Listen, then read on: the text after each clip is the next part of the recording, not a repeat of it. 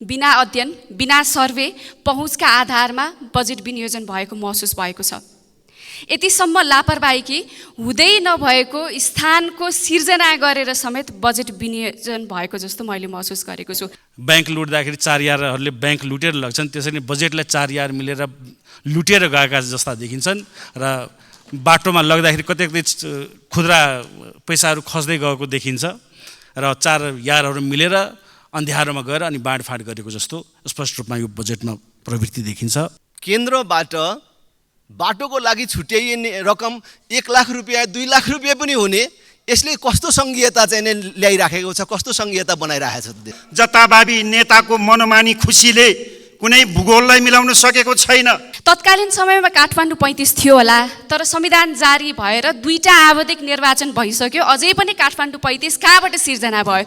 यो हुँदै नभएको स्थान सिर्जना गरेर बजेट विनियोजन गरेको जस्तो यो कुरा चाहिँ मलाई चित्त बुझेन। यसो हेर्दा त बजेट लुटेको हो जस्तो देखिन्छ। बजेट बनाएको होइन कि बजेट ल्याएको होइन, बजेट लुटेको हो जस्तो। सुधार गरेर जानुपर्छ। अस्ति भएन भनेर अहिले नगर्न पाइन्न के? अस्ति अरूले चोरेको थिए भनेर हामीले चोर्न पाइन्न के? यो के विडम्बना हो? अनि नयाँ नयाँ आयोजना सिर्जना गरेर एउटा बाटोमा 20 करोड 30 करोड 4टा नेताकोमा थुपार्ने काम भएको छ। एउटा प्रिन्ट मिस्टेक भएर कानुन पनि प्रिन्ट मिस्टेक भएर आउला, डर छ भोलि अदालतको फैसला चाहिँ प्रिन्ट मिस्टेक भएर आउला। यसरी प्रिन्ट मिस्टेक भन्ने जस्तो गैर जिम्मेवार शब्दहरू सरकारले प्रयोग गर्न मिल्दैन। यसरी समग्र बजेटलाई हेर्दाखेरि चाहिँ कनिका छरेको जस्तो देखिन्छ। वैशाखमा 12मा मतपेटिका लुटे, ब्यालेट लुटेर अहिले चाहिँ ज्येष्ठमा आएर बजेट लुट्ने काम पनि सरकारले गर्दै आएको छ। त्यो लुट्ने प्रवृत्तिको यहाँ क्रमिक रूपमा जारी नै छ। सम्माननीय सभामुख महोदय, सरकारले प्रस्तुत गरेको आर्थिक वर्ष 2080-81 को भौतिक पूर्वाधार तथा यातायात मन्त्रालयको वार्षिक कार्यक्रमबारे केही धारणा राख्न चाहन्छु। सम्माननीय सभामुख महोदय, नेपालको समग्र पूर्वाधार विकासमा कनेक्टिभिटीको महत्त्वपूर्ण स्थान हुन्छ। कनेक्टिभिटी भनेको विकासको आधार स्तम्भ पनि हो। अर्थपूर्ण कनेक्टिभिटी नेटवर्क बनाउन सके नेपालको व्यापार लगानी प्रवर्धन हुन सक्छ, बजारमा पहुँच हुन सक्छ, जसले सम्बन्धित स्थानीय क्षेत्रको अन्य पूर्वाधारको पनि विकास हुन सक्छ र पर्यटन प्रवर्धन हुन सक्छ, जनजीवन सहज हुन सक्छ। तर विडम्बना, नेपालमा आवश्यकताका आधारमा भन्दा बढी बिना अध्ययन, बिना सर्वे, पहुँचका आधारमा बजेट विनियोजन भएको महसुस भएको छ। यतिसम्म लापरवाही कि हुँदै नभएको स्थानको सिर्जना गरेर समेत बजेट विनियोजन भएको जस्तो मैले महसुस गरेको छु। एउटा उदाहरण दिन चाहन्छु। हुनसक्छ यो तत्कालीन समयको स्थान हुनसक्छ। यो रातो किताबमा एउटा ठाउँमा लेखिएको छ, काठमाडौँ 35, खहरे, मुलपानी अन्य। तत्कालीन समयमा काठमाडौँ 35 थियो होला, तर संविधान जारी भएर 2टा आवधिक निर्वाचन भइसक्यो, अझै पनि काठमाडौँ 35 कहाँबाट सिर्जना भयो? यो हुँदै नभएको स्थान सिर्जना गरेर बजेट विनियोजन गरेको जस्तो यो कुरा चाहिँ मलाई चित्त बुझेन। हुनसक्छ मैले कता न्युजमा पनि सुनेको थिएँ, सरकारको तर्फबाट यो प्रिन्ट मिस्टेक भन्ने कुराहरू आएको छ। आज बजेटको सवालमा प्रिन्ट मिस्टेक भन्नु होला, भोलि एउटा प्रिन्ट मिस्टेक भएर कानुन पनि प्रिन्ट मिस्टेक भएर आउला, डर छ भोलि अदालतको फैसला चाहिँ प्रिन्ट मिस्टेक भएर आउला। यसरी प्रिन्ट मिस्टेक भन्ने जस्तो गैर जिम्मेवार शब्दहरू सरकारले प्रयोग गर्न मिल्दैन जस्तो लाग्छ सम्माननीय सभामुख महोदय। त्यसैले यस्ता कुराहरूमा पनि सरकारलाई जिम्मेवार रहनको निम्ति म आग्रह गर्न चाहन्छु। अब जथाभावी डाँडा ताछेर बाटो बनाउने चलनको बारेमा त हामीले अघिदेखि व्यापक रूपमा चर्चा गरि नै रहेको छौँ। जथाभावी यो डाँडा ताछ्ने प्रवृत्तिले गर्दा नेपालको प्राकृतिक सुन्दरता यति कुरूप हुँदै गइरहेको छ कि त्यो तपाईँ हामी सबैले देख्न सक्छौँ। जता हेऱ्यो, अझ विशेष गरी हामी प्लेनबाट कतै जाँदाखेरि त्यो एरियल भ्यू देखिन्छ। त्यो एरियल भ्यू देख्दाखेरि सबै डाँडाहरू ताछेको देख्दा, जता पनि भत्किएको भूक्षय भएको देख्दाखेरि कति मन दुखेर आउँछ। त्यो तपाईँ हामी सबैले महसुस गरेको कुरा हो। अब यहाँ प्राकृतिक सुन्दरताको कुरा मात्रै होइन, जथाभावी बाटो खन्नाले गर्दाखेरि, नेपालको यो अव्यवस्थित सडक निर्माणले गर्दाखेरि यो प्रवृत्तिले नेपाली जनतालाई बिरामी पनि बनाएको छ। अब बिरामी कसरी बनाएको छ भन्नुहुन्छ भनेदेखि, पानी पर्यो, सडक हिलो हुन्छ, हिलो भएपछि चिप्लेर लडिन्छ, घाइते भइन्छ, घाम लाग्यो धुलो हुन्छ। त्यो धुलोले यति धेरै नेपाली नागरिकहरूको स्वास्थ्यमा प्रभाव पारिरहेको छ। त्यो नेपालको विभिन्न स्वास्थ्य तथ्याङ्कहरूले पनि देखाएको छ। के सरकारलाई अवगत छ नेपालमा मृत्यु हुने कारणहरूमध्ये सिओपिडी यानि कि श्वास प्रश्वास सम्बन्धी रोग चाहिँ प्रमुख कारणमा आउँछ भनेर के सरकारलाई अवगत छ? यो सरकारले कस्तो नीति लिएको हो? नागरिकहरूलाई सधैँ बिरामी पारिरहने, ती बिरामी भएका नागरिकहरूको लागि सरकारले के नीति लिएको छ? सडकको व्यवस्थित निर्माण नगर्नाले त्यो फोक्सोमा बिरामी परेका मान्छेहरू, दमको बिरामी भएका मान्छेहरूलाई जति अप्ठ्यारो परेको छ तिनीहरूको जिम्मेवारी कसले लिने? यसको जवाब पनि म मन्त्रीबाट चाहन्छु, सम्बन्धित मन्त्रीज्यूबाट चाहन्छु। पूर्वाधारको सवालमा नेपालको जस्तो भौगोलिक जटिलता भएका देशहरूबाट, अन्य देशहरूबाट एउटा सफल मोडेलहरू सिकेर विज्ञहरूको सल्लाहमा नेपालको विकास मोडेल स्पष्ट हुनुपर्ने हो। नेपालको विकास मोडेल के हो भन्ने कुरामा हामीलाई स्पष्टता चाहिन्छ। तर यता भ्रष्टाचार बढेको बढे, उता चाहिँ मन्त्री र प्रधानमन्त्रीको चिल्ला भाषणहरूमा पूर्वाधारको विकास अल्झिएको जस्तो भान हुन्छ। 2 दशक त हामीले संविधान निर्माण गर्नमै लगायौँ। 2 दशक संविधान निर्माण गरेर 2टा आवधिक निर्वाचन पनि सम्पन्न भइसक्यो। तर अझै पनि नेपालको विकासको आधार स्तम्भ भने तयार हुन सकेको छैन, जसले गर्दा नेपालको विकास योजना र रणनीति चाहिँ हजुवाको भरमा तय भइरहेको हो कि भन्ने पनि प्रश्न कता कता उब्जिन्छ। अब अर्थ मन्त्रालयबाट बजेट अर्थ मन्त्रालयबाट बजेट सुनिश्चितता सहित दायित्व सृजना भएका योजनाहरू समेत अत्यन्तै न्यून बजेट विनियोजन भएका छन्। ती अत्यन्तै न्यून बजेट विनियोजन भएको कार्यले गर्दाखेरि चाहिँ समयमै कार्य सम्पन्न नहुने स्पष्ट देखिन्छ। त्यस्तै अब यो निर्वाचन क्षेत्र रणनीतिक सडककै सवालमा पनि निकै लामो लम्बाइको हुन्छ, तर जति बजेट सिलिङ छ यसले चाहिँ थोरै किलोमिटर मात्र सम्पन्न गर्न सकिन्छ। अब बाँकी सडक खण्डहरू होइन, बाँकी भएको त्योभन्दा बाँकी फर्दर एक्सटेन्सनको लागि स्रोत के हो त? त्यसमा पनि स्पष्टता भएको जस्तो मलाई लाग्दैन। त्यसको सवालमा पनि म मन्त्रीज्यूबाट स्पष्टता चाहन्छु। त्यस्तै अब यो वैकल्पिक सहायक राजमार्ग अन्तर्गत हाल अब सङ्घीय सरकारको दायित्व मार्फत निर्माण सुधार भइरहेका सडकहरूको सवालमा समेत अहिले प्रदेशको जिम्मेवारीमा गइरहेको सकिहाले सामान्यज्यू, प्रदेशको सवालमा गएको देखिन्छ, प्रदेशको मातहतमा गएको देखिन्छ। यसले चाहिँ कार्यान्वयनमा कठिनाइ आउने देखिन्छ। त्यसैले सङ्घ सरकारकै जिम्मामा जाओस् भन्ने मेरो त्यो एउटा इच्छा आग्रह पनि छ। यसरी समग्र बजेटलाई हेर्दाखेरि चाहिँ कनिका छरेको जस्तो देखिन्छ। कहिले कहिले समग्र सबैको चित्त बुझाउन खोज्दाखेरि राष्ट्रले आफ्नो गन्तव्य बिर्सिएको जस्तो हो कि सरकारले आफ्नो गन्तव्य बिर्सिएको हो कि भन्ने कुरा पनि मलाई महसुस भएको छ। यसमा सचेत हुनको लागि म सरकारलाई आह्वान गर्दै म रोस्टमबाट बिदा हुन चाहन्छु। धन्यवाद। सम्माननीय सभामुख महोदय, आज यहाँ बजेट विनियोजनकै विषयमा बोल्न त आएको छु, तर के बोलौँ भने अलि अन्यलमै छु। किनभने अब आज बिहानैदेखि चर्चामै छ। यहाँ 1 महिना बहस हुँदाखेरि पनि कमा र फुल स्टप परिवर्तन नहुने खालको जुन यो गरिमामय संसदको निरीहता र सांसदहरूको निरीहता देखिएको छ, त्यसले गर्दाखेरि ममा कुनै उत्साह देख्दिनँ कि किन बोल्ने भनेर, आफ्नो शब्द किन खर्चिने, समयको बर्बाद किन गर्ने भनेर त्यो कुनै उत्साह ममा देख्दिनँ। त्यही पनि एउटा औपचारिकताको लागि मात्रै भए पनि, किनभने सरकारले के प्रवृत्ति देखाइरहेछ भने काग कराउँदै गर्छ, पिना सुक्दै गर्छ। हामी सांसद यहाँ जे छलफल गर्दा पनि केही नहुने खालको र अन्तिममा गएर हुन्छ हुन्न भनेर हात उठाएर सबै कुरा हुने गरेको प्रवृत्ति देखिँदा यहाँ 275 जना हुनु पर्थ्यो जस्तो लाग्दैन। यहाँ 7-8 जना पार्टीका प्रतिनिधि भए पनि यो संसद मजाले चल्ने रहेछ। त्यस्तो खालको प्रवृत्ति देखिएको हुँदा र यो समग्रमा बजेट विनियोजनमा मात्रै चिन्ता नभएर यो समग्र व्यवस्था नै माथि नै प्रहार भएको हो कि, संसद माथि नै प्रहार भएको हो कि भन्ने कुराले बढी चिन्ता मलाई लागेको छ। र सरकारको जुन प्रवृत्ति देखिएको छ त्यसमा पात्रता, सरकारका मन्त्रीहरूमा पात्रता देखिँदैन, सरकारमा पात्रता देखिँदैन।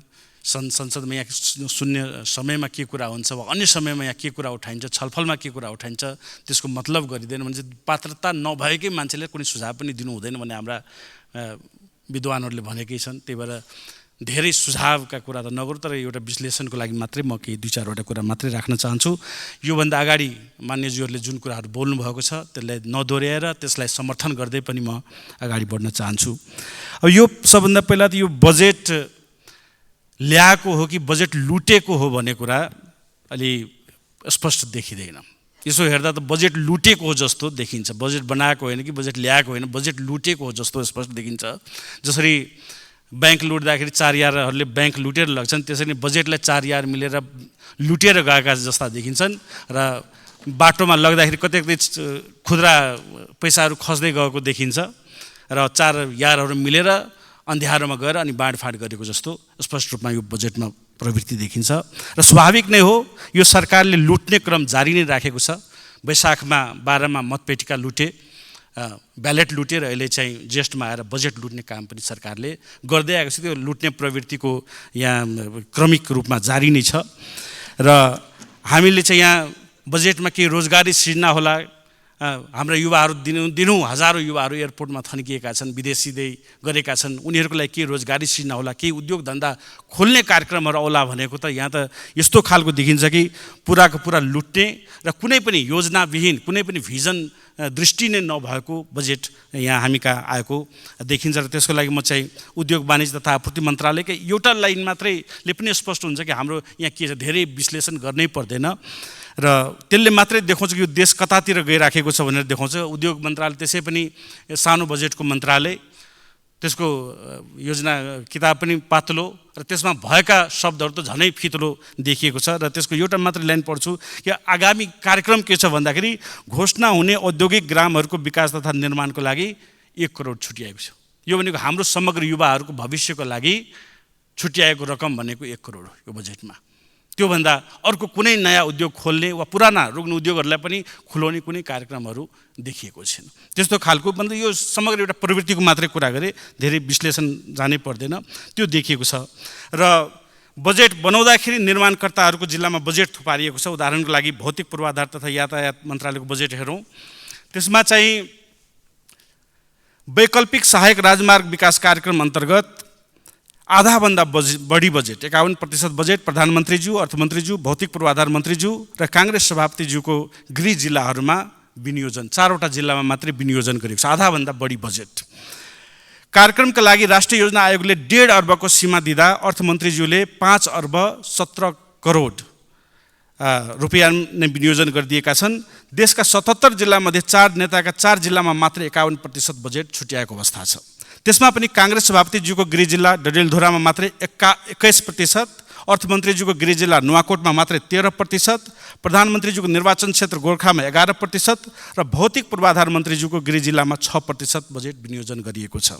गत आर्थिक वर्षमा काङ्ग्रेस सभापतिज्यूको जिल्लामा 17 करोड बजेट विनियोजन भएकोमा यसपालि 10 गुणा बढी अर्थात् 1 अर्ब 10 करोड, अर्थमन्त्रीज्यूको जिल्लामा पछिल्लो आर्थिक वर्षमा 7 करोड विनियोजन भएकोमा यसपालि 10 गुणा बढी लगभग 66 करोड, भौतिक पूर्वाधार मन्त्रीज्यूको यसभन्दा अगाडि 2 करोड मात्रै विनियोजन भएकोमा 15 गुणा बढी 30 करोड छुट्याएको छ भने अन्य सांसदहरूको बजेटमा कुनै सुनवाई नगरिएको अवस्था छ। त्यसैले मलाई त अब लाग्न थालेको छ यहाँ सांसद चाहिँ बन्नै नहुने, या त बनेपछि सांसद र मन्त्री बन्नुपर्छ या त सांसद बन्नै हुँदैन, गरिमा नै नरहेको जस्तो आभास पनि हुन थालेको छ यहाँ चाहिँ। त्यस्तै वैकल्पिक सहायक राजमार्ग विकास कार्यक्रममा म अर्को तथ्य स्पष्ट पार्न चाहन्छु। मध्य प्रदेशलाई 24 करोड 30 लाख रुपियाँ मात्रै बजेट विनियोजन गरिएको छ। यो कति रकम मध्ये भन्दाखेरि 5 अर्ब 17 करोड मध्ये मध्य प्रदेशलाई 24 करोड 30 लाख मात्रै विनियोजन गरियो भनेको करिब 4.5% बजेट मात्रै हो।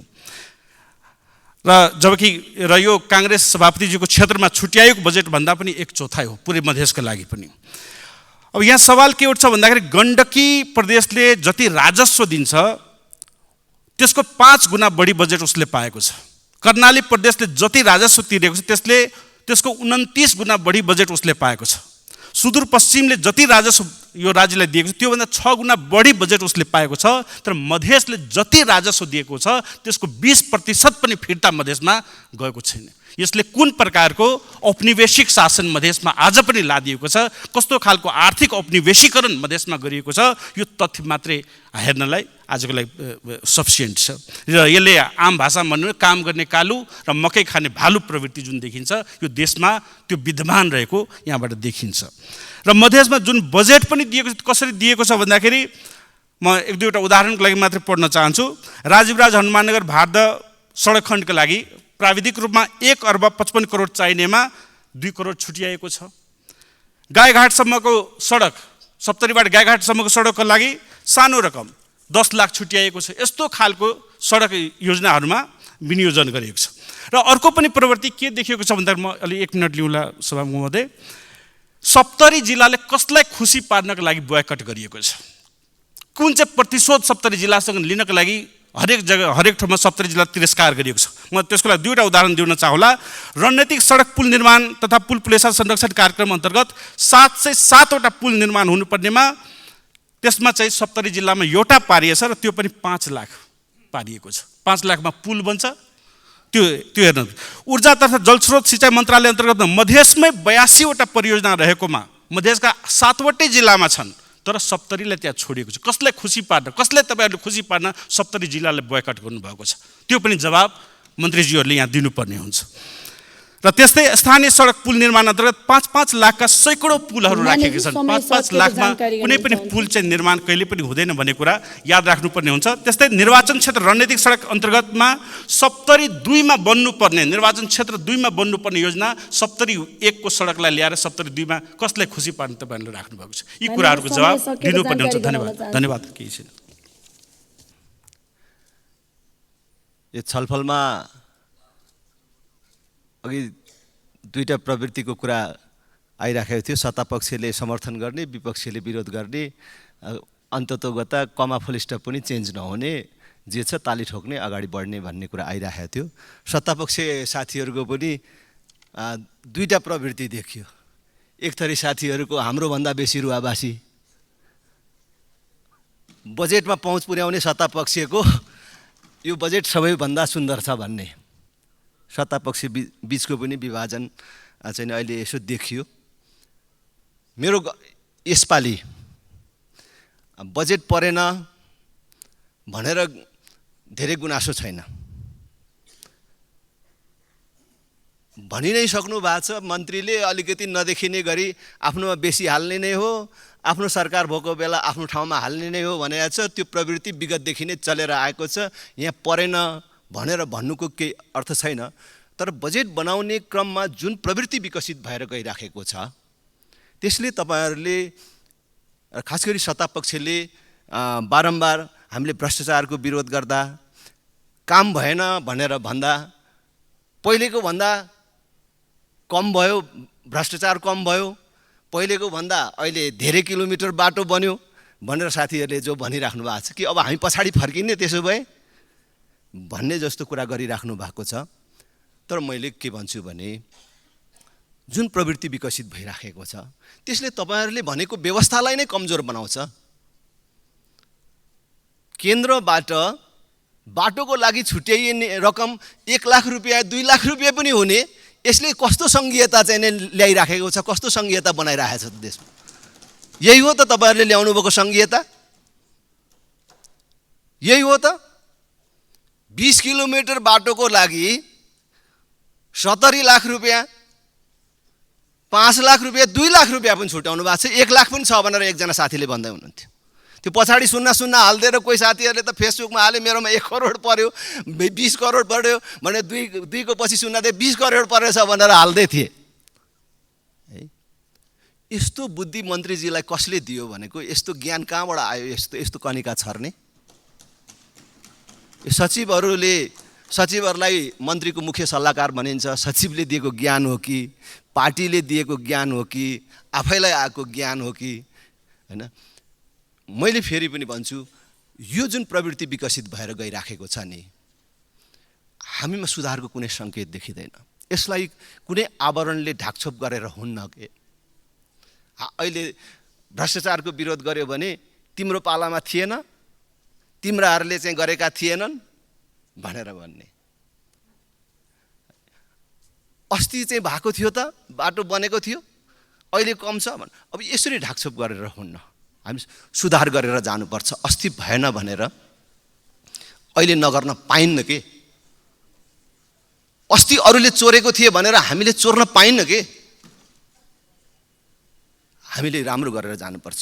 हामी कसैले, प्रतिपक्षले अथवा सत्तापक्षकै कसैले गलत कुरा औल्यायो भने त्यो पछाडि फर्कन खोजेको अर्थ लगाएर त्यसलाई ढाकछोप गर्नु भएन। हामीले यो गलत भयो, यो कनिका छर्ने काम भनेर भन्यौँ भने त्यो पछाडि फर्कन भनेको होइन, अगाडि जान भनेको हो। सुधार गर्नु भनेर भनेको। यसै त सिलिङ घटिराखेको छ, आयोजनाहरूको सङ्ख्या किन बढाउनु पर्यो? राष्ट्रिय गौरवको आयोजना भनेर चाहिँ केही आयोजनाहरू सूचीकृत गरिएका छन्, तिनमा अरबौँ पैसा छुट्याइन्छ, तिनले आधा पनि खर्च गर्दैन। तर तपाईँले 5 करोड कहीँ दिँदाखेरि त्यो आयोजनै सम्पन्न हुनेवाला छ, बाटै सम्पन्न हुनेवाला छ, सीमासँग जोडिनेवाला छ, हजारौँ मान्छे लाभान्वित हुनेवाला छन्, त्यहाँ तपाईँ 5 लाख पठाउनुहुन्छ। तपाईँको प्राथमिकता, तपाईँको योजना छनौटको प्रक्रिया के हो देखिन्छ। तपाईँले अहिले लोभ गरेर आफ्नो निर्वाचन क्षेत्रमा अरबको कुरा गर्दिन, 40 करोड 50 करोड जो राख्नु भएको छ नि एउटा बाटोमा, अर्को साल पनि हामी यही भेट हुन्छौँ, बिल भरपाई मिलाएरै सक्ने गर्नुभयो भने त मलाई केही भन्नु छैन, तर त्यति बाटो बन्दैन अहिलेको ठेका प्रणालीबाट, त्यो कामै खर्चै गर्न सक्दैन। त्यसकारणले त्यो व्यावहारिकता पनि हेर्नु पर्यो। फेरि पनि भन्छु, सचिवहरूले तपाईँलाई फसाउन लाग्यो कि क्या हो, कस्तो सचिवहरू चाहिँ नै हो छान, यो फसाउन गरेको। अहिले देख्दाखेरि पनि धेरै राखेको, अझ तपाईँहरूले अबन्डामा पैसा राख्नु भएको छ। माननीय देवेन्द्रजीले भन्दै हुनुहुन्थ्यो अलिकति मिलाएर राख, लुकाएर राख भनेर, नदेखिने गरेर राख, आफ्नो क्षेत्रमा त गर्नै पर्यो भनेर भन्नुभएको छ। राख्नु भएकै छ अबन्डामा पैसा, तपाईँहरूले अलिक दिनपछि रकमान्तर गर्नुहुन्छ, निर्णयबाट खर्च गर्नुहुन्छ, अहिले देखिने गरी नै छ, नदेखिने छैन।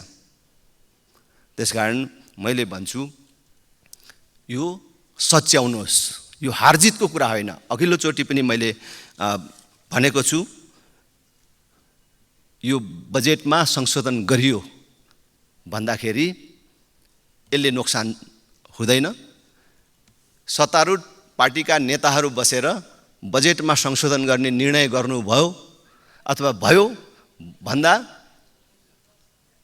संसदको सुझाव अनुसार हामीले बजेटमा परिमार्जन गर्यौँ भन्दाखेरि कसैले हारेको हुँदैन। एउटा राम्रो परम्पराको सुरुवात हुन्छ, संसदको गरिमा पनि रहन्छ।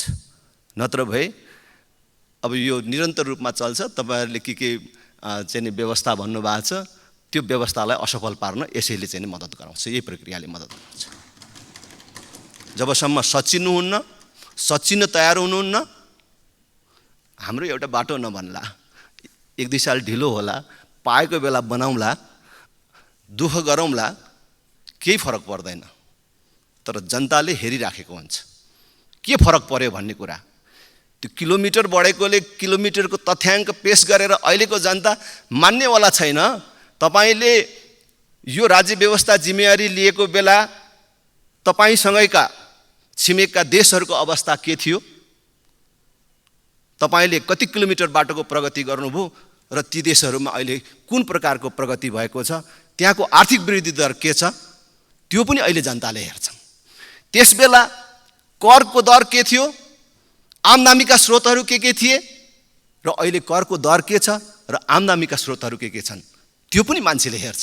त्यसकारणले यस्तो कुनै झुटो तथ्याङ्कले अब मान्छे मान्नेवाला छैन। काम गरेरै देखाउनुपर्छ, आफू सच्चिनै पर्छ, सच्चिएर अगाडि जानुपर्छ भन्ने कुरा मात्रै मैले सुझाव दिन चाहन्छु। फेरि पनि त्यो 1 लाख 2 लाख होला चाहिँ फिर्ता ल्याउनु भयो भने राम्रो हुन्छ भन्ने मलाई लाग्छ। भूमि सुधारको कुरा छ।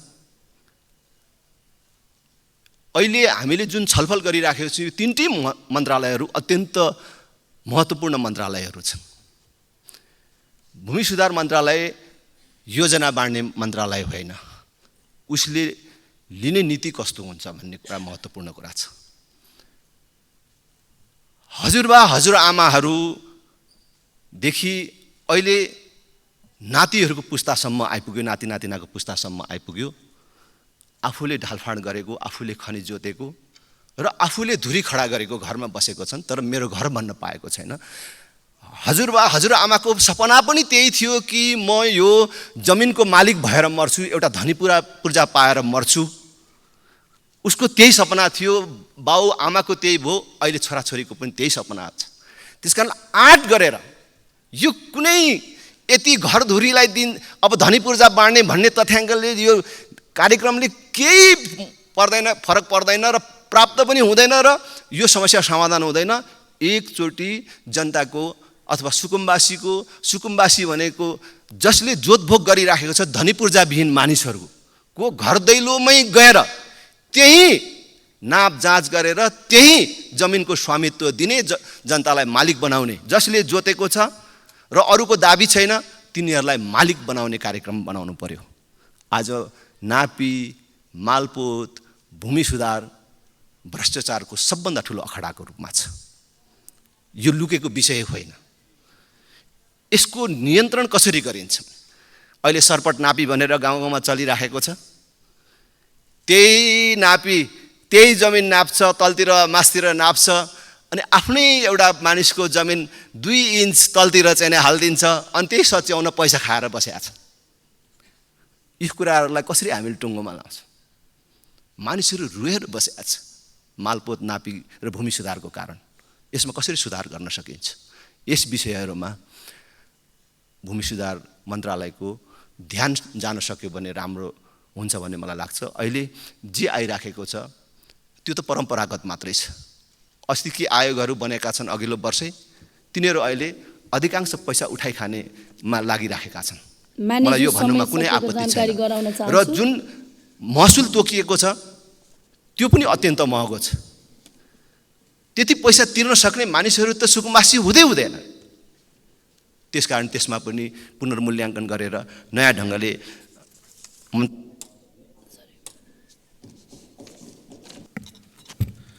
सम्माननीय सभामुख महोदय, भौतिक पूर्वाधार तथा यातायात मन्त्रालयको आभा 80-81 को वार्षिक बजेट विनियोजन छलफल कार्यक्रममा सहभागी जनाइरहँदा खुसी अनि दुखी दुवै छु।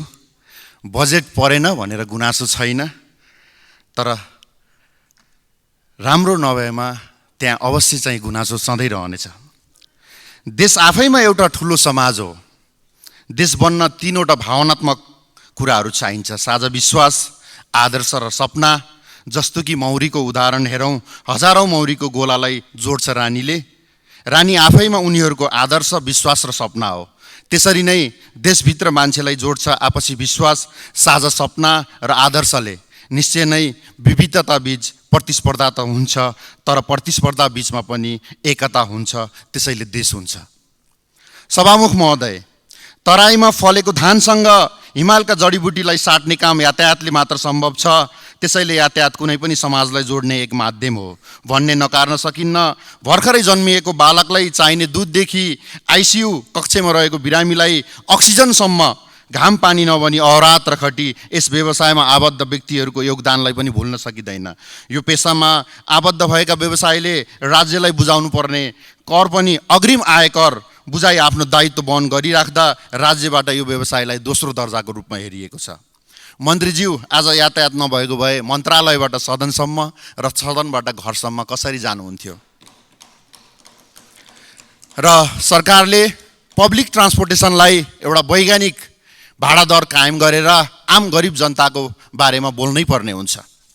सभामुख महोदय, वार्षिक करोडौँ को सियो निर्यात गर्ने देशमा यातायात व्यवस्थापनको नाममा विभिन्न वाहनालाई जोडेर देशभरका सार्वजनिक भाडाका सवारीमा जुन 20 वर्ष नीति ल्याइयो, यस नीतिले स्वदेशका स्वरोजगार युवा र नेपालको ठुलो अर्थलाई विदेशमा पठाउनको लागि सरकारले नीति नै बनाएर ढोका खोलेको भान भए जस्तो लाग्दछ। र अहिले देशमा पठाओ र इनड्राइभ जस्ता एप्स प्रयोग गरी यात्री बोक्ने काम भएको छ। यसलाई पनि सकारात्मक सन्देश जारी गरेर सरकारले नियमन गर्न जरुरी छ। सवारी साधनमा लाग्ने टायर मात्र 10 अर्बभन्दा बढीको आयात भएको तथ्याङ्क भन्सार विभागसँग रहेको छ। यसै गरी सवारी साधन र यसका विभिन्न पाठ पूर्जामा वार्षिकौँ अर्बौँ अर्ब पैसा विदेश निकासी भई रहँदा हाम्रा उद्योगहरू विशेष गरी गोरखकाली रबर उद्योग सञ्चालन ल्याउन नसक्नु व्यापार घाटाको मुख्य कारण हो जस्तो लाग्छ।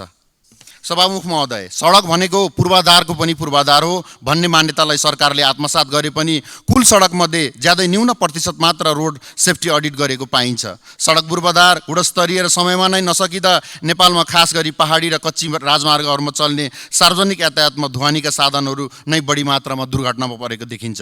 देशको प्रमुख राजमार्गमा चल्ने यातायात व्यवसायहरूले पनि आफ्नो सवारी साधनको टायर जाँच्नुका साथै सरकारी निकायबाट पनि यसको मोनिटरिङ गर्न व्यवस्था मिलाइयोस्, जसले दुर्घटना घट्न न्यूनीकरणमा मद्दत पुर्याउँदछ। विकसित मुलुकहरूमा यस्तो नियमन निकाय कार्यरत छन्। समस्याहरूको निराकरणको लागि प्राधिकरणको अवधारणाको लागि छलफल र बहस भएकै हो। मन्त्रीज्यूको ध्यानाकर्षण गराउन चाहन्छु। सभामुख महोदय, अब 80-81 मा भौतिक पूर्वाधार तथा यातायात मन्त्रालयको लागि करिब 1,31,39 रुपैयाँ बजेट विनियोजन भएको छ। यो बजेट असारे विकासमा परिणत नहोस् भन्ने चाहन्छु।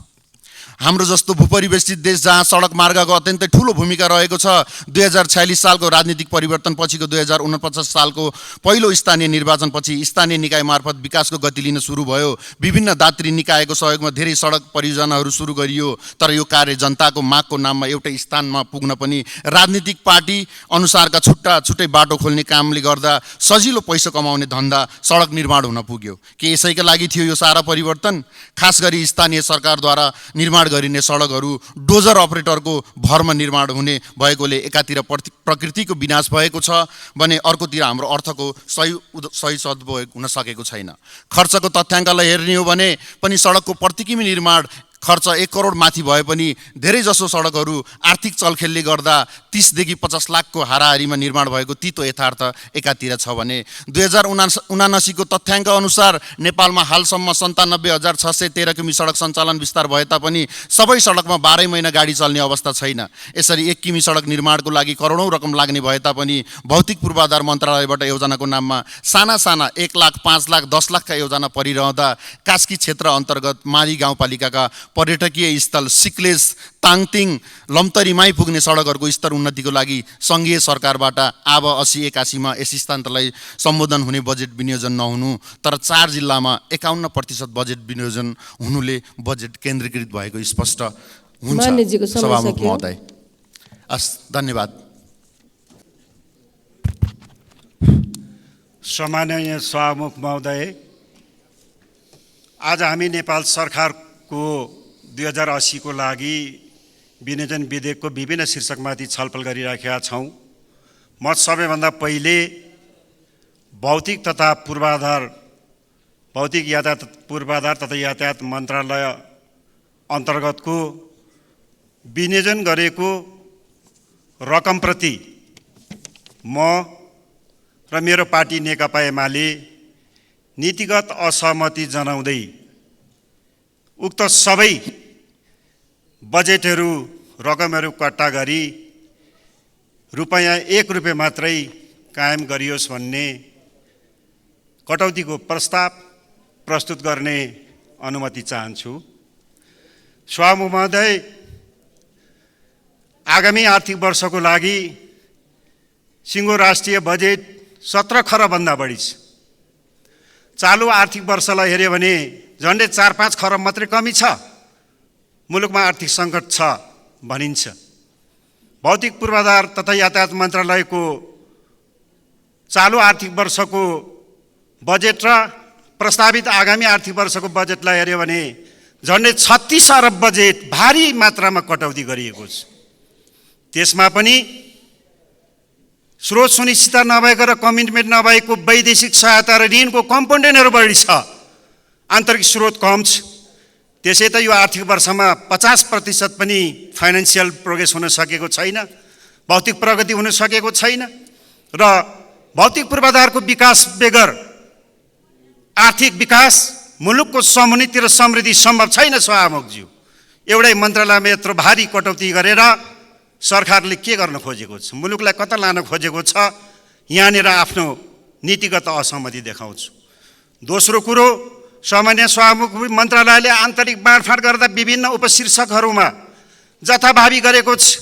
समन्वयिक सिद्धान्तलाई कायम गरेको छैन, प्राथमिकीकरण गर्न सकेको छैन। जथाभावी नेताको मनोमानी खुसीले कुनै भूगोललाई मिलाउन सकेको छैन। यसरी उपशीर्षकहरूमा बजेटहरू विनियोजन गरेको छ। यसले समग्र यो आउने 8 वर्षमा भौतिक प्रगति र लक्ष्य प्राप्त गर्न सक्दैन। त्यसो भएको हुनाले यस्तो बजेटलाई हामी समर्थन गर्न सक्दैनौँ, म समर्थन गर्न सक्दिनँ। त्यसो भएको हुनाले यसलाई हेरफेर गर्न र सुधार गर्न माग गर्न चाहन्छु। सामान्य सभामुखज्यू, विगतको सरकार सञ्चालन गर्न सुरु गरेपछि सङ्घीय राजधानी काठमाडौँलाई हराभरा, काठमाडौँको फोहोर मैला र धुलोलाई अन्त्य गरेर कहिले पनि मान्छेले मास्क लाउनु नपर्ने स्थितिको सिर्जना थालनी गरियो, अघिल्लो सरकारले सुरु गरियो। बाटो बनाएर मात्रै हुँदैन, त्यसको यथोचित मर्मत समारको व्यवस्था राज्यले गर्नुपर्छ, ध्यान दिनुपर्छ। त्यसो भएको हुनाले सडक बोर्ड मार्फत अघिल्लो यो चालु आर्थिक वर्ष अघिल्लो वर्षहरूमा 7 अरबभन्दा बढी बजेटको विनियोजन गऱ्यौँ। हामीले हाम्रा पूर्व प्रधानमन्त्री सम्माननीय केपी ओलीले सरकार सम्हालेपछि यसो गर्छु भन्दा हास्यास्पद गरियो, खिसीटिउरी गरियो, तर 4 वर्षमा यही परिणाम प्राप्त भयो। हामीले ध्यान दियौँ, 7 अरब सडक बोर्डमा छुट्यायौँ। काठमाडौँको खल्डाखुल्डी पुर्ने, अपाङ्ग मैत्री फुटपाथहरू बनाउने, सौन्दर्यीकरणलाई अगाडि बढाउने र देशैभरिका बाटाहरूलाई आवधिक दर 24 घण्टा मर्मत सम्मार गरेर दुर्घटनालाई न्यूनीकरण गर्दै भरपर्दो बाटाहरू बनाउने, भरपर्दो बाटा मात्र होइन, वातावरण मैत्री बाटाहरू बनाउने भनेर हामीले सुरुवात गऱ्यौँ र द्रुत गतिले काम थाल्यौँ। परिणाम यस्तै भयो। आज यो विनियोजनलाई हेर्दाखेरिमा त्यो उपशीर्षकमा 0 पैसा छ, 0। यसले के देखाउँछ? अब 24 घण्टा मर्मत सम्मान गर्नुपर्ने कुराहरू कता जान्छ? म सरकारलाई प्रश्न गर्न चाहन्छु, के सरकार फेरि पनि अर्को कोभिड निम्त्याउँदैछ, फेरि पनि पुनरावृत्ति गर्दैछ र मास्क लाएर जनतालाई हिँड्न बाध्य पार्दैछ कि के गर्दैछ? सरकार बढी जिम्मेवार बनोस्, गम्भीर बनोस्। यो 0 पैसा रहेको शीर्षकमा सडक बोर्डमा तत्काल रकम विनियोजन गरोस् भन्ने म ध्यान आकर्षण गराउन चाहन्छु। विगतमा हामीले काठमाडौँ सँगै राजधानी उपत्यकाको यातायातको चापलाई हेरेर व्यवस्थित गर्नको निम्ति फ्लाइओभर निर्माण गर्ने भनेर काठमाडौँका विभिन्न क्षेत्रहरू, बालाजुदेखि लिएर नारायण गोपाल चौकदेखि लिएर माथि चाबेलदेखि लिएर त्रिपुरेश्वर र धेरै ठाउँहरूमा हामीले सम्भाव्यता अध्ययनहरू सुरु गऱ्यौँ। ग्वार्कोमा फ्लाइओभर निर्माण गर्न सुरु गऱ्यौँ। 7 बाटो र 1 अन्त कुनामा निर्माण गर्ने भन्यौँ। आज त्यो निर्माण कार्य तीव्र ढङ्गले अगाडि बढेको छैन। यो विनियोजन उपशीर्षकमा केही रकमहरू छुटेको छ, तर त्यो निर्माण गरेर अगाडि द्रुत गतिले बढाउनको निम्ति पर्याप्त बजेट छैन। यतातर्फ सरकारको ध्यान जाओस् भनेर म आग्रह गर्न चाहन्छु। मुलुक सुरुङ मार्गको युगमा प्रवेश गरिसकेको छ। यो सँगसँगै हामीले विगतमा थानकोट सिस्नेरी सिद्ध बाबाको सुरुङ मार्गको हामीले टेन्डर गऱ्यौँ। निर्माण कार्यहरू तीव्र ढङ्गले अगाडि बढाएको अवस्था छ। त्यति मात्र होइन, मुलुकका विभिन्न सम्भाव्य ठाउँहरूमा अब मुलुक नयाँ युगमा प्रवेश गरिसके पछाडि विकास निर्माणको गतिमा पूर्ववर्ती अवस्थामा बस्न सक्दैन। मुलुक नयाँ नयाँ ठुल्ठुला विकासको कामहरू थाल्नुपर्छ भनेर सुरुवात गऱ्यौँ। त्यो सम्भाव्यता अध्ययन सँगसँगै टोखा छहरे र सबभन्दा क्राउड हुने ठाउँ यहाँ माथि एयरपोर्ट निर त्यहाँनिरको अन्डरपास र एकदम पोटेन्सियल रहेको उता धरानदेखि लेउती खोलाको सुरुङ मार्ग निर्माण बनाउनुपर्छ भनेर अगाडि सार्यौँ। यो अहिले गति लिएको छैन, केही पैसा विनियोजित भएको छ। टोखा छरेमा यो एयरपोर्टको त्यहाँनिर अन्डरपासमा बजेट विनियोजन गरेको छैन। धरानदेखि लेउतीको सुरुङ मार्ग बनाउने है बनेर निर्माणमा 50 लाख छुटिएको छ। 50 लाखले कहाँबाट सुरुङ मार्ग सुरु हुन्छ सामान्य सभामुखज्यू? त्यसो भएको हुनाले यो क्षेत्रमा इग्नोर गरेको छ। बजेट पर्याप्त छुट्याइयोस् र सुरुङ मार्गहरूलाई द्रुत ढङ्गले अगाडि बढाइयोस् भनेर म आग्रह गर्न चाहन्छु।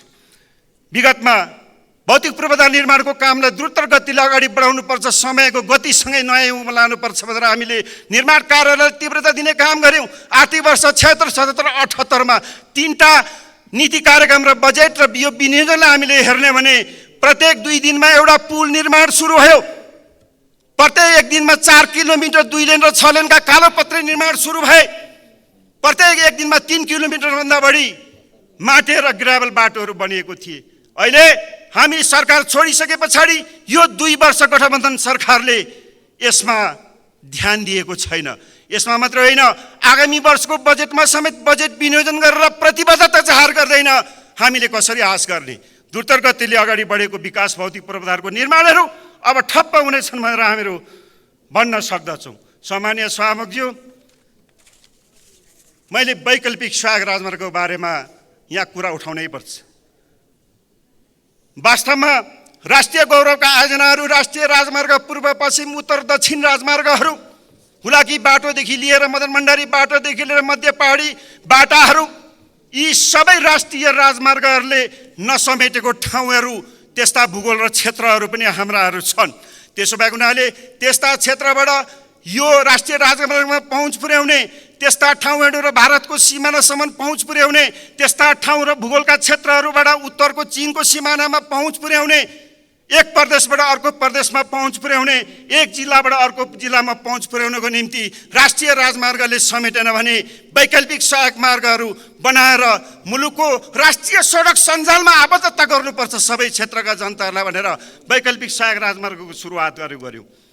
77 सालमा 72 यस्ता आयोजनाहरू सुरु गर्यो।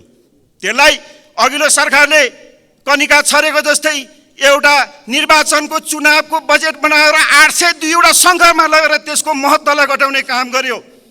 त्यति मात्र होइन सभामुखज्यू, आगामी आर्थिक वर्षमा यो सरकारले 1300 1400 पुर्यायो अनि 1100 रु 5 लाख र 10 लाख रुपियाँ विनियोजन गरेर प्रदेशमा हस्तान्तरण गर्यो। नयाँ आयोजनाहरू थप्यो, माथि सङ्घमा 300 वैकल्पिक सहायक राजमार्ग भनेर राख्यो। त्यसभित्र पुराना आयोजनाहरू 62 छन्, नयाँ आयोजनाहरू 222 थपिएका छन्।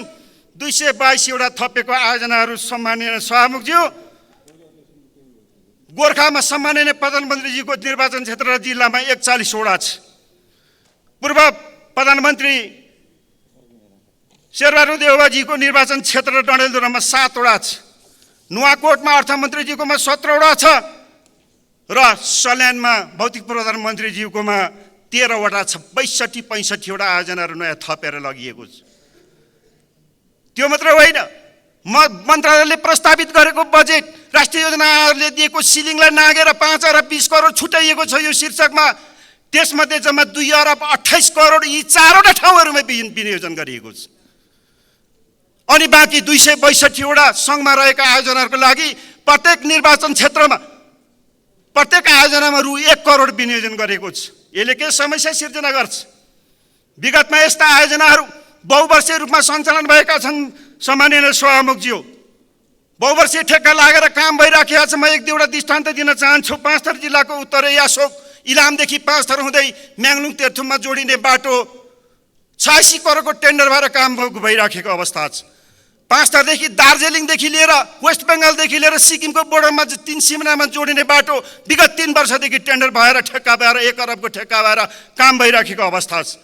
अत्यन्तै महत्त्वपूर्ण सांस्कृतिक रूपले रहेको धरोहर पाथिभरा ताप्लेङ जिल्लाको सुकेटार विमानस्थल काप्लेपाटीदेखि उहाँ जाने पाथिभरामा पुग्ने बाटो 1 अरबको बाटो टेन्डर भएर काम भइराखेको छ। सभामुखमा चाहिँ तेर्थुमको 8 सुके पोखरीबाट छातेढुङ्गा हुँदै मदन भण्डारीको जन्मेको ठाउँ ढुङ्गे साङ्गुमा पुग्ने बाटो 1 अरबभन्दा बढीको टेन्डर लागेर आज काम भइराखेको छ। यी ठाउँमा मात्रै होइन, ती सबै 262 बाटाहरू यसरी काम भइराखेको अवस्था छ। भन्नुहोस्, 1 करोड पठाएर हुन्छ के? राज्यले लगानी गरेको प्रतिफल के प्राप्त गर्छ? जनताले राज्यले के प्राप्त गर्छ? यो के विडम्बना हो? अनि नयाँ नयाँ आयोजना सिर्जना गरेर एउटा बाटोमा 20 करोड 30 करोड 4टा नेताकोमा थुपार्ने काम भएको छ। यो सही हुन्छ? हुँदैन। त्यसो भएकोले यसले के जन्माउँछ सभामुख महोदय? यस कारणले गर्दा विगतदेखि नै ठेक्का व्यवस्थापन भई निर्माणाधीन रहेका यस्ता आयोजनाहरूका लागि भुक्तानी गर्न बजेटको अभाव देखिन्छ। त्यस्ता नयाँ आयोजनाहरू विनियोजन बजेट खर्च हुँदैन आगामी वर्षमा। फेरि पनि भौतिक प्रगति हुँदैन। 1100 बाटोको त कुरै नगरौँ। 1100 बाटाहरू 5 लाख र 10 लाखले कसरी बन्छन्? विगतमा 5 करोड 10 करोड 15 करोड 20 करोड विनियोजन भएर काम भइराखेको छ। जनताहरू आशामुखी छन् कहिले बाटो सम्पन्न हुन्छ र आवागमन गरौँ भनेर। यस्तो अवस्था छ। म अन्त्यमा सभामुखज्यू सिध्याउँछु। अब त्यस्तै विगतमा अघि यहाँ धेरै मान्यज्यूबाट उठ्यो, जहिले पनि यो संसदको बैठकमा कुरा उठ्छ मान्यज्यूहरूबाट।